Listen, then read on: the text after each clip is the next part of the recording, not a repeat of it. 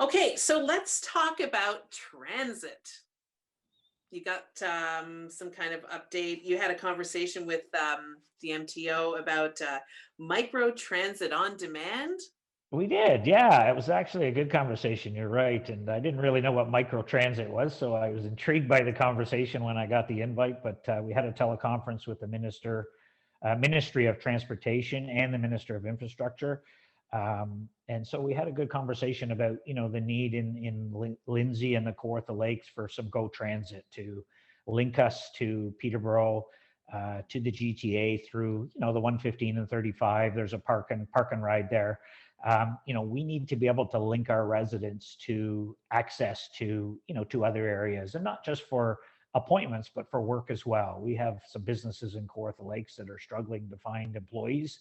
And, one of the things that came up with our economic recovery task force was some of them require transit, to get from a Peterborough to Lindsay, for instance, or even a Bob Cajun. So it was a good conversation about, micro transit is the go bus, the old go bus style where a bus comes on a regular scheduled route is probably not the way to proceed, just from a cost perspective and from a ridership perspective, a ridership potential. And so they're looking at ways to, a few other communities, we've done the micro transit, they call it, which is linking an on-demand service, which can be, smaller buses, smaller vans, and sort of doing a bit of a pilot project where, maybe there's a demand in the morning and the evening from a work perspective, maybe at noon, and then working a schedule in once we know what the demand is from a pilot project, and trying to put something together. They've done it in a few other communities.